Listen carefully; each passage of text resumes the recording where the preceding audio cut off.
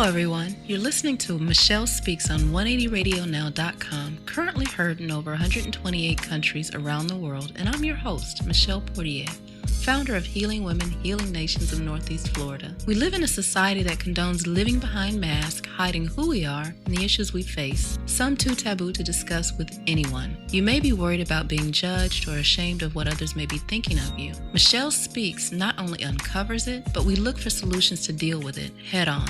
Stay tuned as we get to the heart of the matter, because if you hide it, you can't heal it.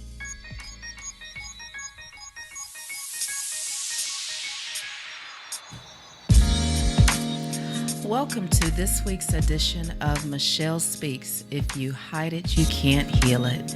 And I am Michelle Portier, your host. Today we are going to be talking about something that is near and dear to all of us and who most of us hope to achieve, and that is home ownership. And our topic for the day is going to be Charity Begins at Home, Breaking the Poverty Mindset. And we have with us today our very special guest, Miss LaTasha Looper. And before we get into finding out more about Miss LaTasha Looper and what she does, I want to share with you a little bit about and give you a brief intro about home ownership, especially in the African American community. The rates of home ownership for African Americans have been dropping since 2000 and are now below the 1970 level.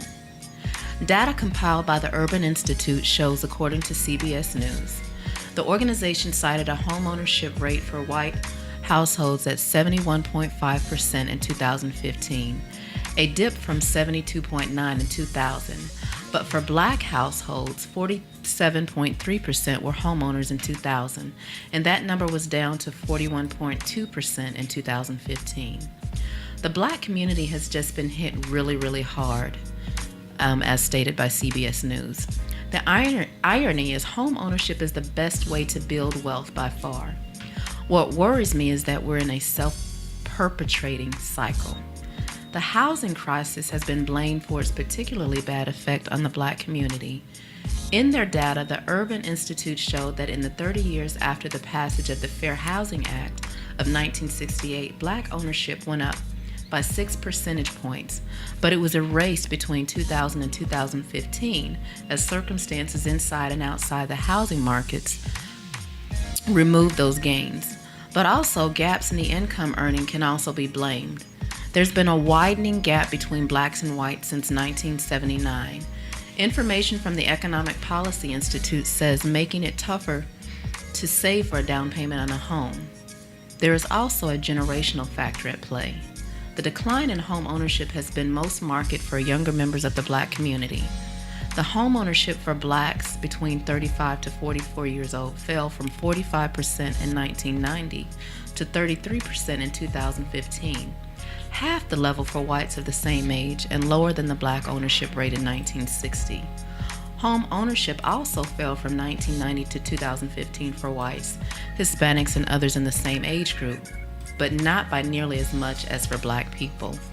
Among 55 to 64-year-olds, black home ownership fell 8.1%, while home ownership for white and Hispanic households of the same age fell 3.7% and 2.1% respectively. So we're going to be getting into the heart of the matter about home ownership in the African American community. So again, I want to welcome and introduce our very special guest, Miss LaTasha Looper. Hi. Thank you so much for agreeing to come on and talk about this topic. Thank you for having me. You're welcome. You're welcome. It's needed, it's necessary, and it's time. Absolutely. Because again, if you hide it, you can't heal it. So before we get into the heart of the matter, LaTasha, I want you to share with my listening audience who LaTasha Looper is spiritually, personally, and professionally. Oh, God, I tell you. First of all, Michelle, I'm so honored to be here today, and thank you for having me as a guest on your show. Thank you. Who am I personally? I'm a very down-home kind of girl. Right. And that I can attest to. Yeah, just down home, little girl from Hastings, Florida, that's not that far. Okay. And professionally, I believe in being professional at all times, especially given the line of work that I do. Right. With helping families pursue homeownership. And spiritually, I love God. He is the first. Well. And He's the head of my life. So I'm just honored to be here today. And again, thank you for having me. Thank you. I'm honored that you were able to come on and just kind of share with us and kind of break some of this, as we stated in our topic outline, the mentality, the poverty mindset. So with that being said, I want to kind of to get right down into it. Like, let's start off by, expounding on what are the benefits of owning a home. Yeah. Charity, I believe that charity begins at home. I learned so much around the kitchen table. Right. When my mom would cook food and we'd be eating collard greens and all that good stuff. And in the home, it was just so much that we learned. And I think when it comes to home ownership, one of the major benefits that comes to mind is just simply empowerment. Being able to own your own piece of dirt or have your own piece of dirt is critical. Right. But also being able to, pass something down to the next generation. So legacy. Leaving a legacy. That's so important. The benefits of home ownership are just endless. But I think of investment. I think of so many things that owning a home, a family could definitely take advantage of. Right. So, absolutely. Right. So you talked about investment and empowerment. And one of the things that came to mind when you were talking about sitting around the table and talking and, your mom cooking greens or with the smell of the aroma of greens, all of that, cornbread. Yes, Lord. But it just made me think about childhood memories. So being able to create long-lasting memories, absolutely, to leave a legacy. That's right. Wow. So that's so what are some of the things that, especially in the African American community, that would prevent people from wanting to become homeowners, or what are some of the obstacles, as far as the mindset? I think it was something we were talking about before we came on the show today about our mentality, the African Americans, our mentality and how we view homeownership. This was something that was either taken away from us or was just simply not taught, and some of us are getting it later in life. I've talked to people in their 40s and 50s that are first-time home buyers, right, and that have never owned a home, right. And so, home ownership isn't for everyone. There's a lot of challenges when it comes to pursuing home ownership, and they're endless, but several that come to mind would be credit. Okay. These are some of the issues that I think need to be addressed when it comes to pursuing home ownership. Having dollars in reserves. These are other issues that I think should come about when we talk about home ownership. And understanding, once when you get a home, how do you maintain a home? Again, we don't just want to put you in a home, but we want to make sure you can keep this home. Right. There are certain things, when you're 40 and you're 50 years old and you're used to paying rent, you can always call the maintenance guy to come and repair things. Well, when you own a home, you're on your own now. So there's a certain level of increased responsibility. Yeah. And a lot of families that have been renting for quite some time, they might not be used to that responsibility. Right. So these are some of the things that we try to educate them on when it comes to pursuing home ownership. Okay, thank you. So some of the things that you said that could be potential challenges were credit, finances, and being able to maintain or sustain once you actually became a homeowner. Yeah. So with that being said, what would that fall in line of as far as mindset? Absolutely. Okay. Because we're not groomed to understand what credit scores, what your credit score should be.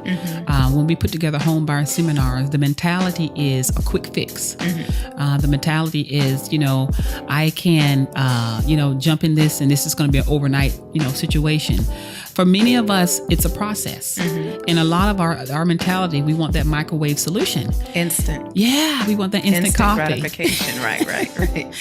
And in that case, no, it's a process. Owning a home is a process. And sometimes mentally it's a process. Trying to educate them about this is your responsibility now. When you have HOA responsibilities, making sure your grass is cut. For those that in my listening audience that might not know what HOA is, can you? Yes, Homeowners Association. Okay. Yeah, I know. Right. But you know what? That's not for everyone, because just to say that you move into the home, you might not have. There are a lot of communities that don't offer. Right. They don't have homeowners association, but yeah. But just making sure you have your savings account and, you know, putting away for rainy days. I mean, these are these things that mentally you have to have embedded in your mind when you purchase a home that is not there for a lot of people.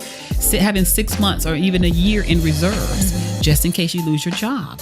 These are some of the things that we would ask that you have in place when pursuing homeownership. And so for some, you know, I know you indicated the reserve and 6 to 8 months worth of 6 to 12. 6 to 12 months. For some, that might, in their mind, seem so unrealistic. So how would you kind of bridge the gap for them and, you know, explain it to them in a way that it is possible? Yes. It's not an unattainable or an unachievable goal. Right. Well, when we think about that, you know, a lot of people think they have to break themselves every month to put that type of money away in savings. Sometimes you just do what you can. $20 here. It adds up, I promise you. $15 there. You know, $10 here. You know, so these is because we go to the store quick and we get weaves and we get our hair done and we get our nails done and we get our toes done, and we dump at least $60 to $80 just in that alone. We're looking good, but we don't have a place to call our own. And God forbid if you get that fancy hair. Y'all know what I'm talking about out there. That fancy $300 packet hair and all that stuff. What is that? So, yeah, they got some really expensive hair for those of us that like to put it together and look on point and all that good stuff. You can do that on a budget, though. You can. And that's exactly my point.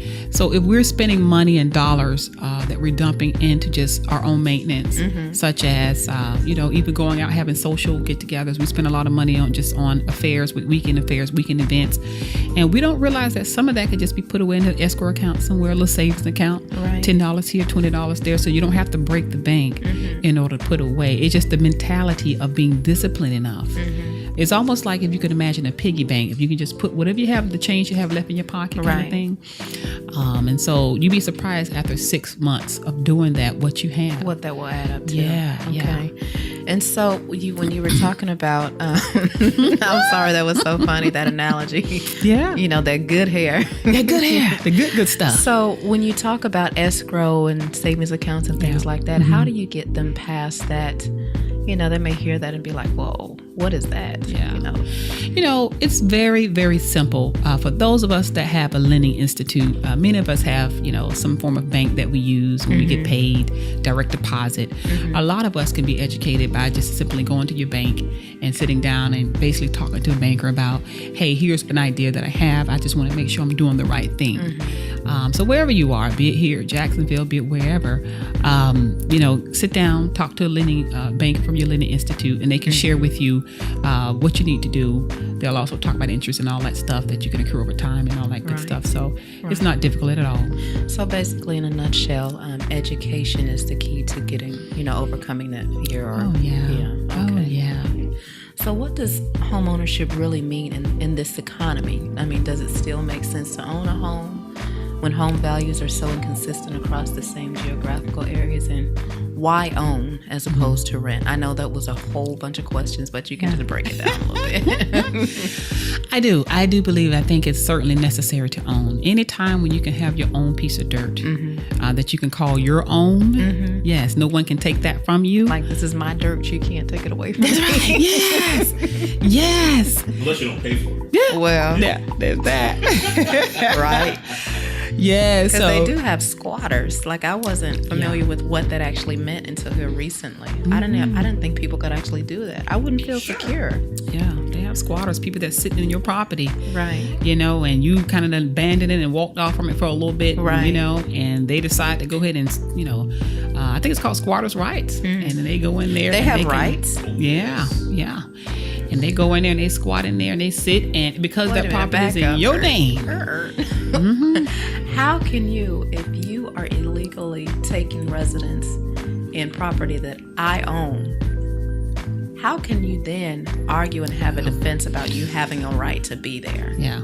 Well, that's gonna be another whole topic. I know. Another whole situation. Right. But I promise you, if you look into squatters' rights, it talks about the owner abandoning the property and not being there for a certain period of time and things of that sort. And if someone lives there, and they are getting their address changed there, they're getting mail there now that you're no longer there, and haven't paid anything. Oh yeah, they're living there. Yeah, they're living there. You're paying all of the bills. The bill comes to you. Well, you know what? That's a whole nother topic. I'm sorry.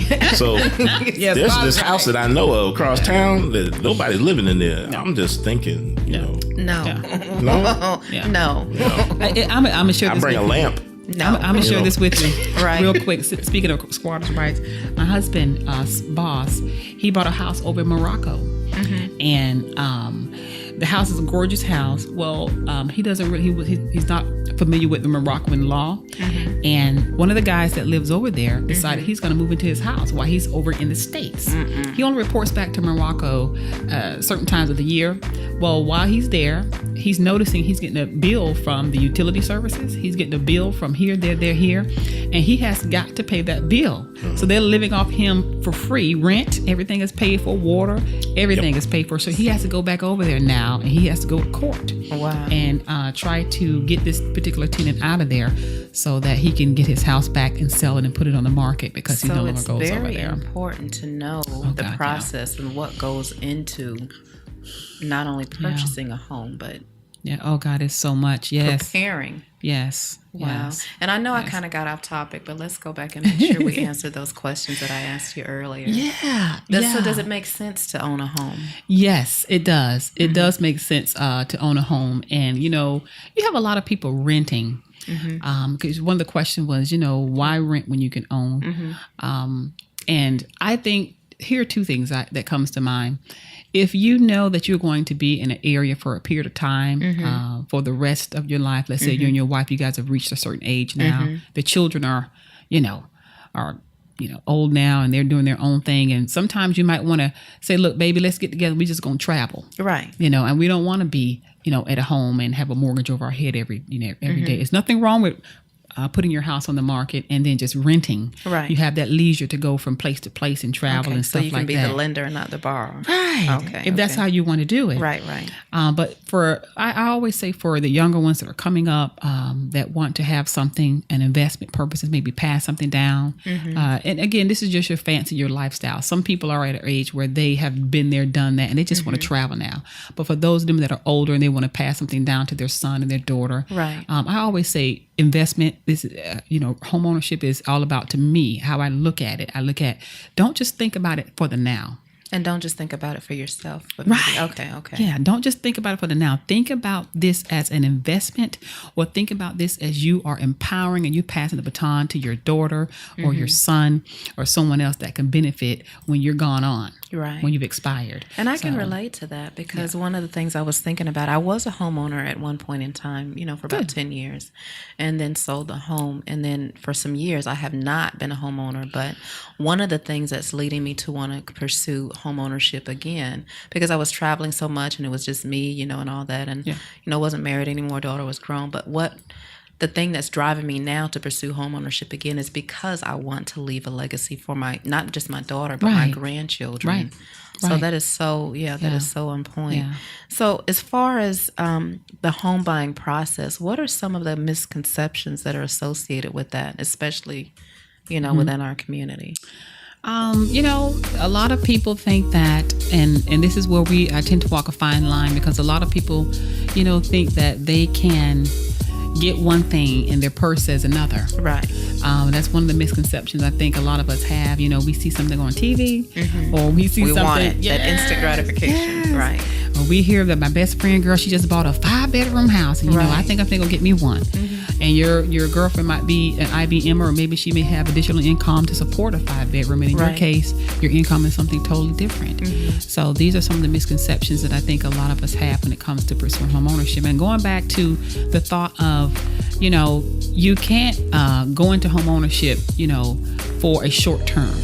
A lot of people say, well, I bought this house. Well, I didn't think I had to make the payments on time. I didn't think I had to, cut the yard. And again, that's that mindset. Yeah.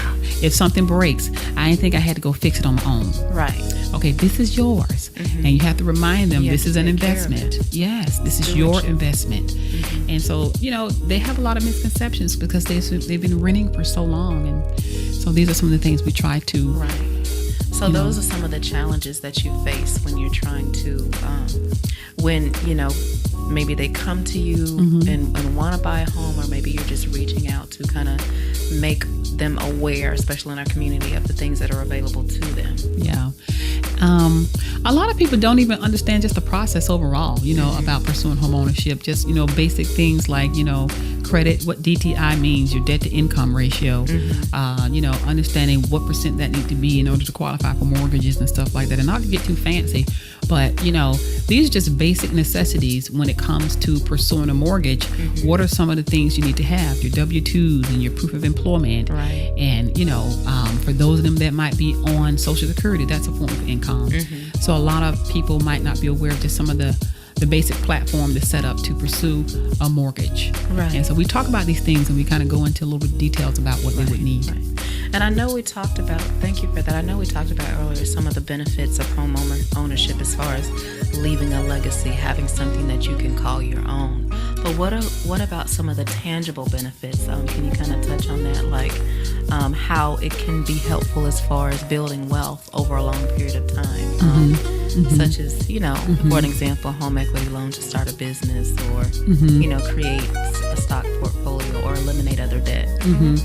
Well, I think when it comes to real estate investment, it can certainly be beneficial when you're trying to develop a portfolio, real estate portfolio.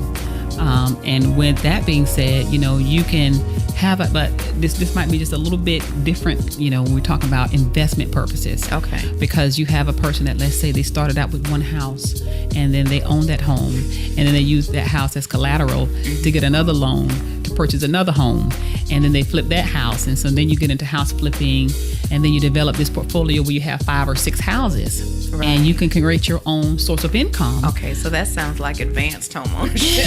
Okay. That's after you've owned a home for maybe a little bit of period of time. Yeah. And this is for people that are business savvy. They want to acquire certain dollars, so they can possibly eventually get a business loan or something like that. But I think for the sake of home ownership, I think it's just good to get one. Right. Let's just get one. And sustain and maintain that one. Yes, that's important. Okay, gotcha. Sounds good. So what can we do as a people to help kind of to break that mindset or change that mindset to empower them and to position them to be able to take advantage of some of the opportunities of home ownership? Well, I think one thing we can do is educate.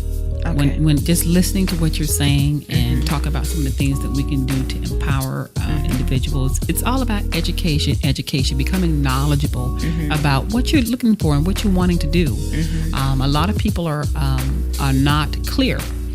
Sometimes it's not until I sit and do a one-on-one with a family when I found out they really don't want a 2-bedroom or a 3-bedroom. They actually want, a condo. Okay. Based on their lifestyle choices. Right.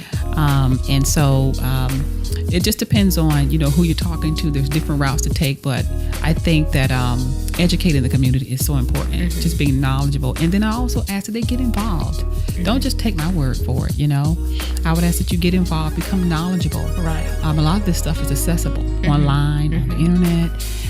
I love it when clients come to me and they're prepared. Yeah, I love it. You can tell that they put some thought and some research into it. Yes, right. Yes. So and they really knowing what you want. So being educated on and clear about what it is that you want and why. And why. Because I know you mentioned earlier, how some people enter the home buying process or even the interest because, well, my girlfriend over here just bought a 5-bedroom home and now I want one. Right. So, not knowing the ins and outs of the process that it takes to get to that. Right. And so you said being knowledgeable. Yeah. And not just, I want to add to that, just not just being knowledgeable, but applying that knowledge. Because a lot of times, we read up on stuff, we know stuff, but we don't act on it. Right. So how can we, kind of get them to the point out of that mindset where, okay, I know this, or I think I know this. But even if they were wrong in what they thought they knew, being able to accept and receive, you know, that even though this is what I thought, this is not in all actuality what it is. Right. Well, first of all, I will have to applaud anyone that is willing to do work, willing to become knowledgeable, willing to at least pick up a book or go online and just read something. Come to the table and let me know that you have an idea of what your credit score looks like. Right. You have an idea at least. Instead of like, what is a credit score? Yeah.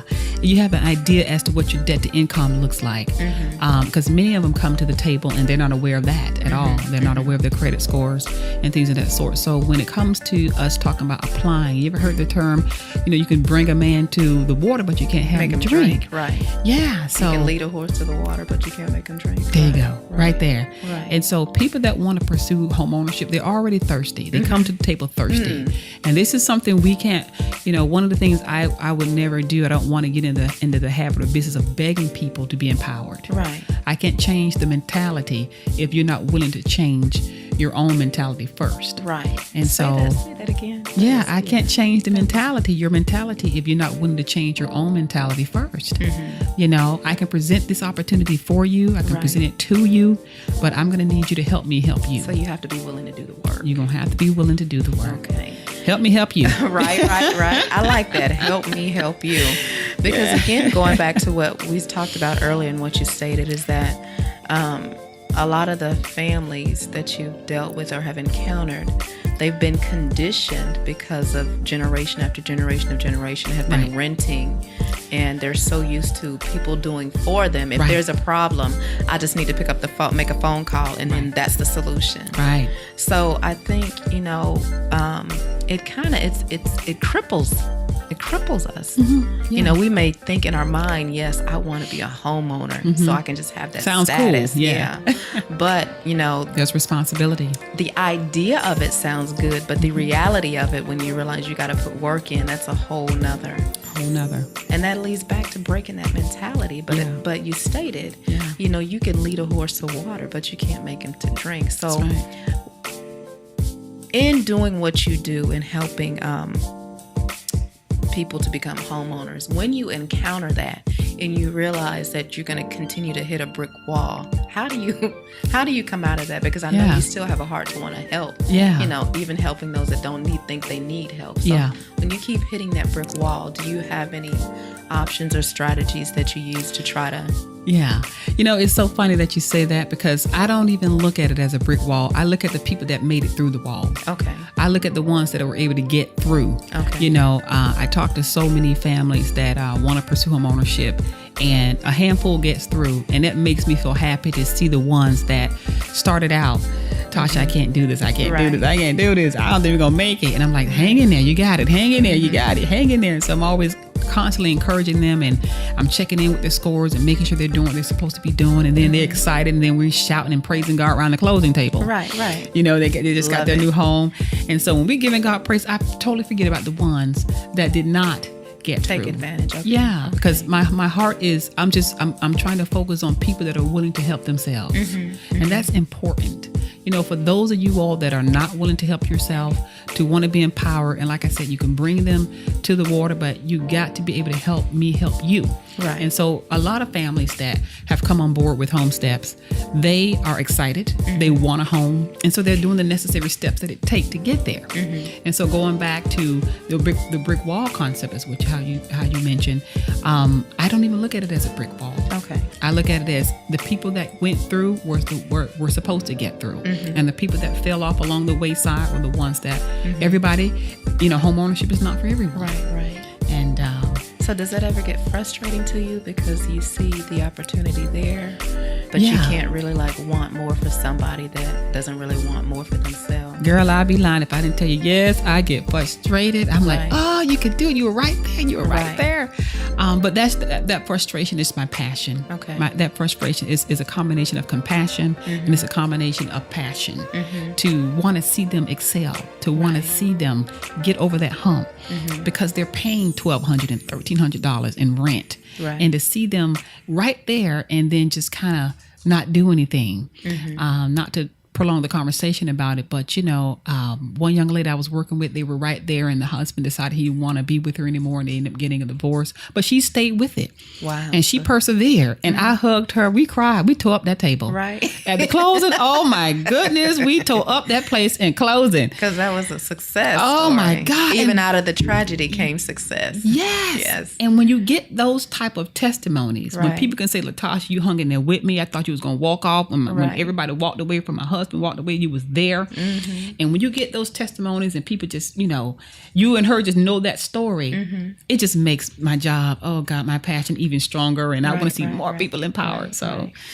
And so another thing that may be challenging, that's awesome. Yeah. That's awesome. That was encouraging even to me. Yeah. Another thing that may be a challenge, like say for that man or that woman that is single and has been that way for a long time, and they want to embark upon, the journey of becoming a homeowner. And we mentioned before we started recording that crab pot mentality, like others seeing you, not wanting to see you do better than them, right? So they become kind of naysayers, and so they may mention, to their friends, their family, hey, I'm thinking about, I want to purchase a home, and then they get this, well, how can you afford that? That's a whole lot of responsibility. Are you sure you really want to do that? I've had, people speak that into talk me. you out your blessing, right. Attempt to talk me out of the blessing, right. But what would you say to that individual that may be teetering the line, trying to determine whether or not I'm going to pursue my dream of home ownership, but all I'm hearing around me is you can't do that. You're not going to be able to afford that, and that's a lot of responsibility. Are you sure with everything that you got on your plate? What would you say to that person? I think it's always wise. I think it's good to be able to have someone that you can always lean on, someone that you can trust, maybe like a mom or someone like a very good friend. But anytime when you're getting ready to embark on the next level of something in your life, I don't think it's meant for everybody to know all the time. Right. And I think it's wise that sometimes you're not even share with them until after you've moved in about homeownership. Yeah, until it's done. And I think a lot of times we get excited and we want to tell the world about what we're getting ready to do. Right. But everybody just not on your team. And so it's important that, you reach out to someone that you can really trust, and make sure you are aware of what you're getting into. Be comfortable about what you're getting into. Right. Don't just take the realtor, your agent's word and all that stuff. But don't share with too many people. Everybody's not excited for your next level of blessing. So keep stuff close to you. Okay. So owning a home is like going to college. It's not for everybody. So what do you find to be solid indicators that demonstrate what types of people should not be buying a home? Wow. A lot of times I never judge a book by its cover. I like to listen to people when I talk to them. I ask them questions. I qualify them by certain questions that I ask. And for example? First off, I asked them about, their income and things of that sort. What side of town interests you? Where do you work? Where the kids go to school?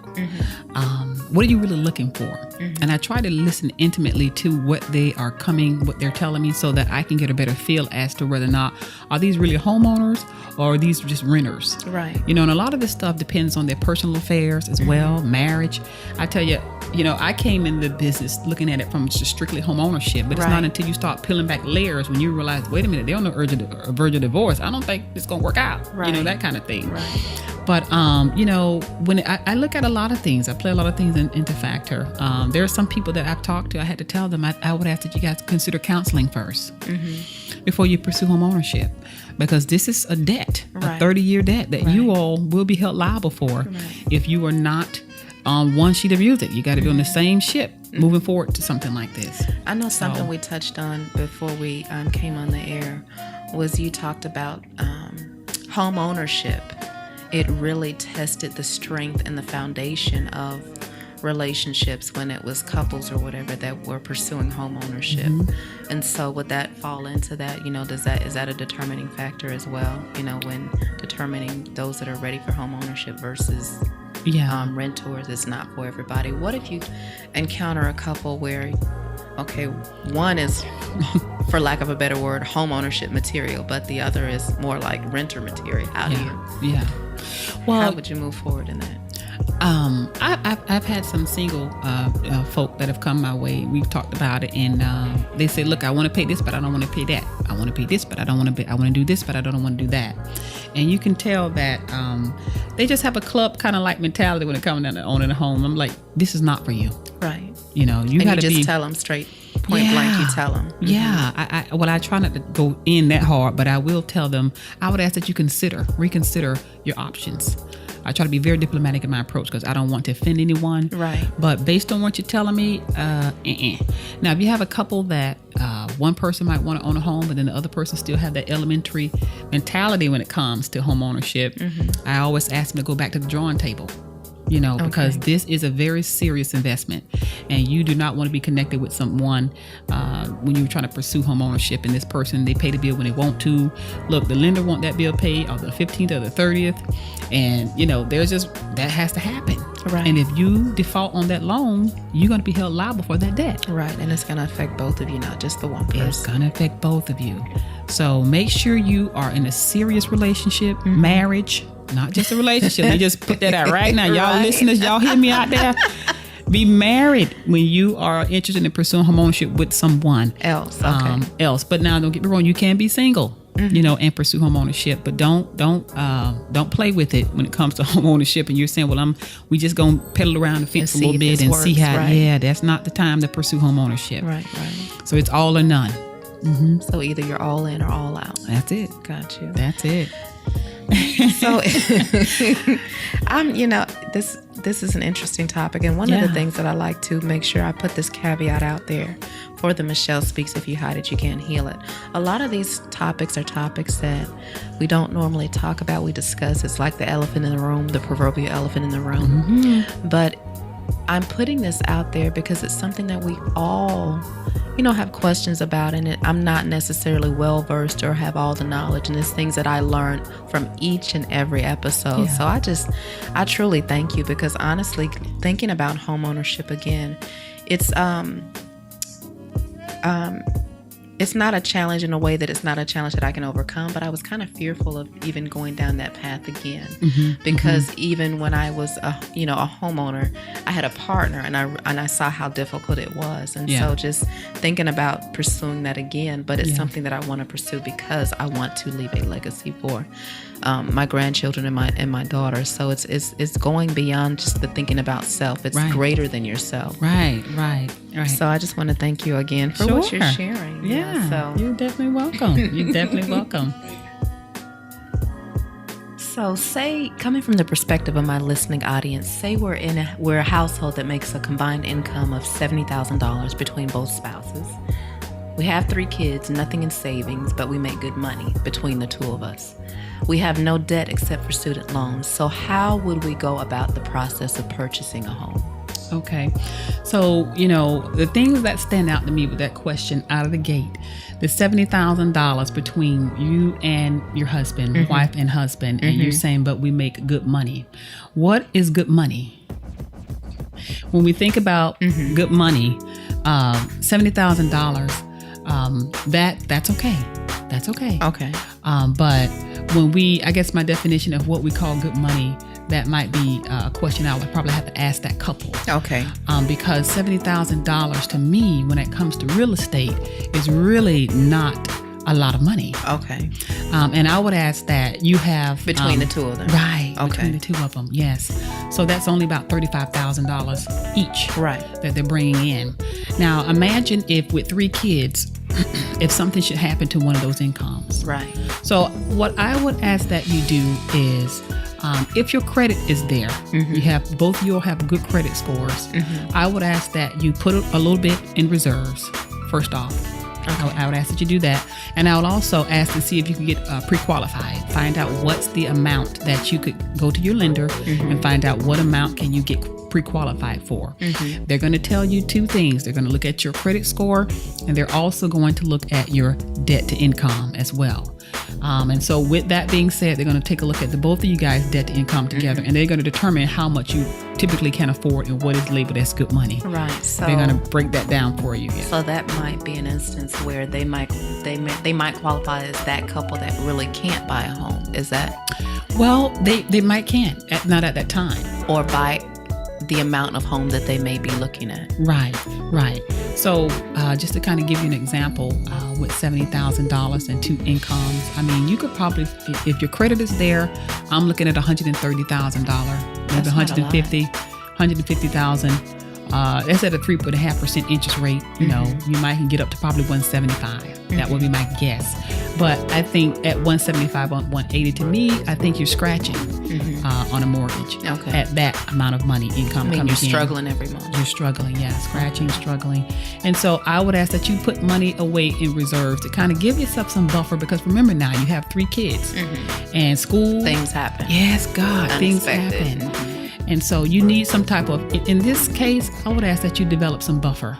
You need some buffer for a rainy day. So that's with ideal credit score, but what about that couple? Same scenario, but there's only one spouse that has good credit, the other is questionable or not up to par. Now, the one spouse that have the good credit, they're going to only write the loan based on that one spouse with the good credit. And I think we talked about this earlier. Right. So would that decrease the amount that they qualify for? Yeah. So they're going to look at $35,000, and that's not enough really to write a mortgage at all. And so what I would ask that you do at $70,000, I would ask that we hold off on writing a loan at that point, and I would ask that we go ahead and repair the partner, your spouse, credit, get that credit up so that you can qualify and you can utilize both incomes on the mortgage, especially for $70,000 for that amount. So what would be considered a qualifying amount for a single person looking at purchasing a home? Yeah. With fair credit and then with excellent credit. Yeah. A lot of this is really simple math. A lot of this is based on income. It goes back to what are you bringing in a month? What are you bringing every 2 weeks? You know, what are you making? What you're expending. Yeah. Okay. So for instance, if you, just to do the math, let's say you make $10 a month, right? I'm just giving you a number. Okay. I'm giving you a number. I know you saw my face, right? I'm like, what? Yes, that part. No. The lending institute. What are you living on? Yeah, I know. So what the lenders are doing, they're saying, okay, if you're making $10 a month and we look at your debt to income, and if your debt to income is over 30%, so we know $10, $5, that's 50%. So if you're like, let's say your debt is at $3 a month, they're saying that's safety zone. That's safety zone. It's below that 30%, $2.50, $3. But when you hit the $5, we know from that $10, that's 50%. Right, that's half. Right. And if you get to $7, that's more than 50%. And so what we're finding out is people are making $10, but their debt is at $8. That only leaves them with $2. So there's no buffer. No no cushion at all. No cushion. So the debt to income is about 90%. That's way too high. Right. And so the lenders are looking at that, and they're basing that loan, your pre-qual application, that loan that they're willing to give you based on that type of formula. So if you are not below that 30%, then they're probably not going to award you. But then you have those of them that have decent credit, but their debt is high, and you have some that the debt are low, but their credit is not there. So you got to balance those two out, and where you can have at least a 640 credit score, and you can have that debt below that 30%. And sometimes it just takes time. Right. With a single individual, to answer your question, it's about what that person is making a month. Because when you're pursuing homeownership, it's about affordability. Okay. And that's the key that I wanted you to bring out, that it's all about affordability. Always. Right. And not about, trying to live like the Joneses or make a purchase based on what your friend has done or somebody that you admire has done. And, and really not basing your life based on what you're looking based on looking at somebody else's life. Yeah. And so I think that falls into line with that, breaking that mindset as well. So what loan programs are available for people with marginal credit, like a 580 Beacon, low debt but good income, and say $100,000 combined between both spouses? There are a lot of programs, believe it or not, that are out there for folks that are fit that price range. And as a matter of fact, can you give us an example? Well, you have let's see, you got $100,000 combined, hubby and wife.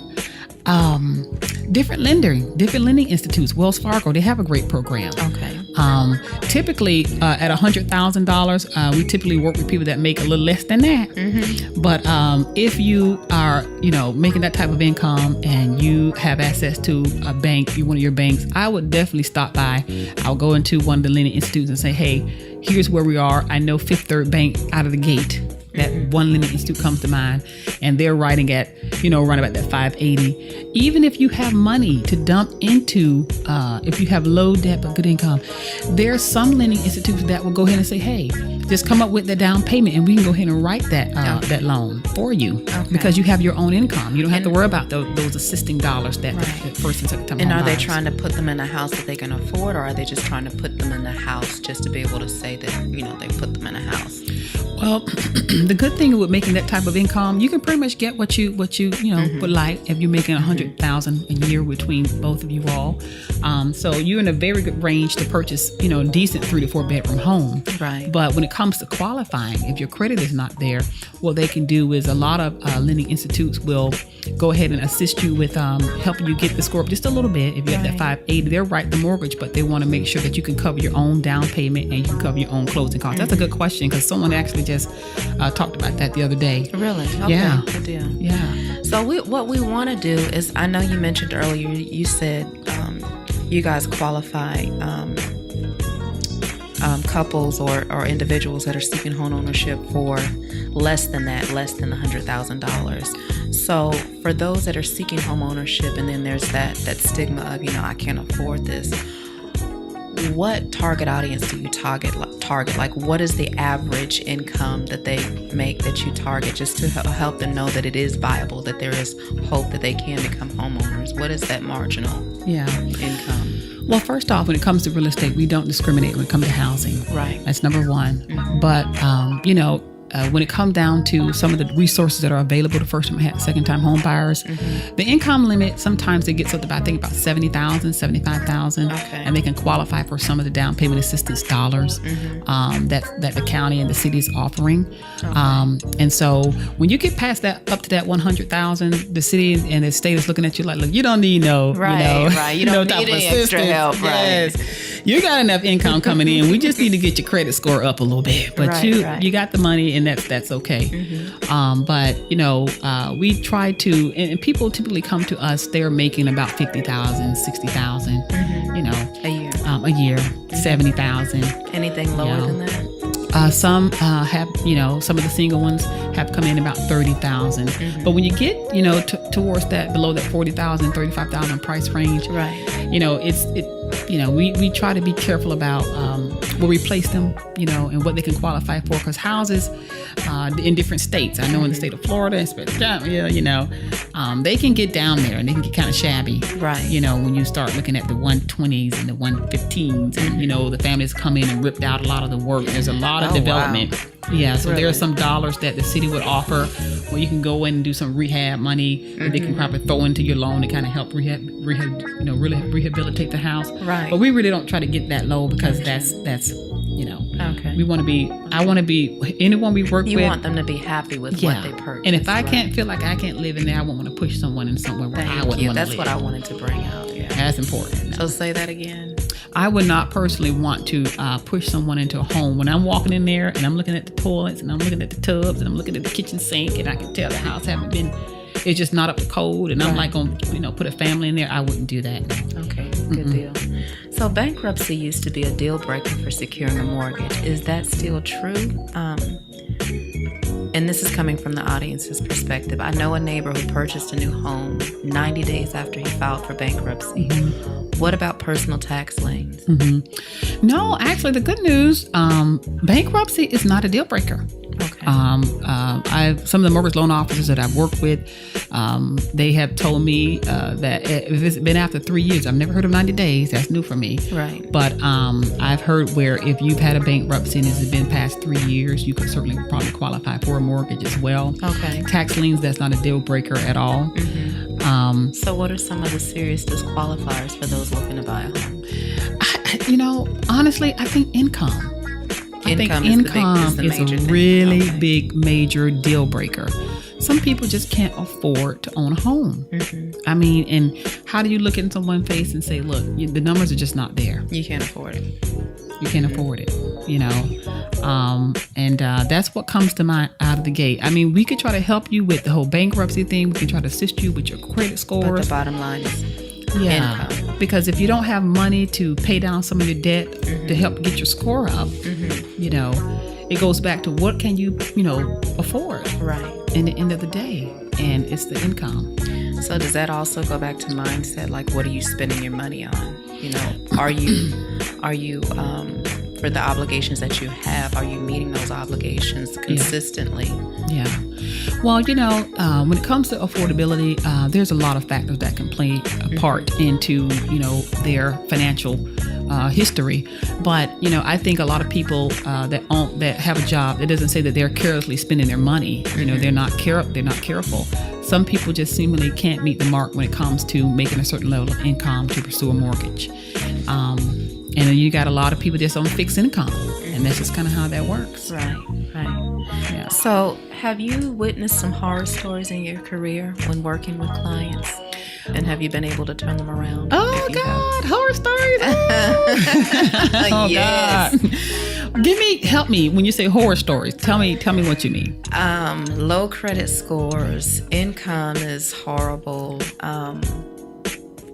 You dig into, in going through the process of purchase, of attempting to find a lender, some things come up that they haven't disclosed, and oh Lord, oh God! When you said that, oh my God, that ding ding, yeah, the radar went off. Oh goodness, yes, gosh, I tell you, yes, I have. I've experienced some horror stories, and one of the things that come to mind is just, we had gotten a young lady in particular. One comes to mind, Lord. We did all the work, right, and we got her qualified to pursue homeownership. And she was a military lady that was in the military, so she had that. Yeah, we had got the VA loan, we got everything set up for her and everything. And the mortgage loan officer was asking her for her DD-214 and her certificate eligibility and making sure she had an honorable discharge and all that good stuff. And come to find out, she said she didn't have it, but we looked into it, and let's just say it was something totally different than what we thought. And unfortunately, we couldn't write the mortgage because it was some stuff that she just simply didn't disclose. And I want to be out of all respect and be fair, not share a story like that. But that was one. And then another young lady. And how did you handle that? Well, I was a little taken back because she just did not come off as that type of person. Right. And we worked hard to get that mortgage written for her. Right. And so, I was telling her, I wish you would have shared that information with me up front. That way we don't set false expectations. Right. Because it's a poor reflection of our organization when we can't get you through the hump, get you through there. And I take, a lot of mortgage loan officers that we work with, different lending institutes, they work hard. Right. They take a lot of dedicated hours trying to get these loans written. Right. They're shopping it and they're trying to get it going. And so I'm on the line and I'm talking with a lot of mortgage loan officers. I'm staying up late taking phone calls and out with my husband. He's like, you got to go work now. And I'm trying to get these people. So that was one that came to mind. And then, you have a lot of people that end up finding out they're married. They didn't tell you they were married. And, gotcha. So these are all factors that can affect them. And we talk about just some of the do's and don'ts in real estate, so they don't have these issues come about. Right. Yeah. Why are mortgages shopped around so much after a closing? Well, that's interesting. I think they're trying to find someone that's going to buy the loan. Okay. Pretty much. I guess they're trying to figure out who's going to purchase it. And sometimes one person they'll shop it at one, he'll take it. And then sometimes they'll float it to another person, and I guess you have to shop it until someone purchases the mortgage. Right. So in being able to place individuals in home, especially those that come from maybe like challenging backgrounds and stuff like that, what has been or is the secret of or key to your success and stability in being able to get them into homes and, bringing that idea of home ownership into a reality? You know what? I'm so grateful for the personality and the gift that God has given me to be able to be fluid with people and be flexible with people. And I can attest to that because, we haven't known each other very long, but it was like I was instantly able to identify and relate to you. And I don't do that quickly. I'm just being keeping it real. Yeah, so. And I'm honored and I'm just, grateful. My sales, I came kind of out of sales, pharmaceutical sales and stuff like that. And, that background. Yeah, that kind of background. And so you have to have a wit with people to kind of think on your feet and be able to work with people and talk to people from different backgrounds and make them feel comfortable with you. And I think that's one of the secrets to our success is, making people feel like you actually care and you're not just trying to throw them into something. Right, that they can't afford or can't maintain. Okay. So what I would like you to do is just to share with our listening audience some parting thoughts, final thoughts, a call to action, a takeaway, and then let our listening audience know how they can reach out to you and what your organization does for those that are seeking homeownership. Sure. So the organization, we're called Homesteps, and they can find us on the website, and we also have a Facebook page. And at Homesteps, if they go to www.home, H-O-M-E, there's a dash, and the word steps, steps.org. They can find us there, and if they go to Facebook, and they can type in home, H-O-M, hit the space bar, and the word steps, S-T-E-P-S. They can also find us there on Facebook. And what I would probably say is if you're really interested in owning a home, it's something that I think can be attainable if you're serious about it. Right. It's all about the mentality and what you can afford, understanding your finances. Get educated. My call to action would be to get educated about the process. Learn as much as you can. I think that would be my call to action. Just get involved and learn as much as you can. And that's it. Okay. Well, there you have it, folks. We have been sharing today with Miss LaTasha Looper, the Executive Director of Homesteps. And our topic has been Charity Begins in the Home, Breaking the Poverty Mindset. And so one of the things that I really wanted to kind of key in on and have you just kind of think about is the key is education. The key is being able to address the challenges, which may be credit or finances or your sustainability, being able to afford your home. So I want to thank you again, Miss LaTasha Looper, for coming and sharing with us. Thank you for having me. Having you on. I had so much fun. I love you. I feel like I've known you all my life. And we look forward to talking more about, home ownership and the different aspects. I can't wait. Love it. And so I just want to again, thank you. And so for my listening audience, I just want to thank you all for continuing to tune in to Michelle Speaks. You've been listening to Michelle Speaks. Michelle Speaks. If you hide it, you can't heal it, with me, your host, Michelle Portier. And we've been talking about home ownership. Yeah. Changing the mindset. Charity begins at home. Leaving a legacy for our children. That's it. Becoming the lenders and not the borrowers. So thank you so much for sharing and providing hope for those seeking to become homeowners.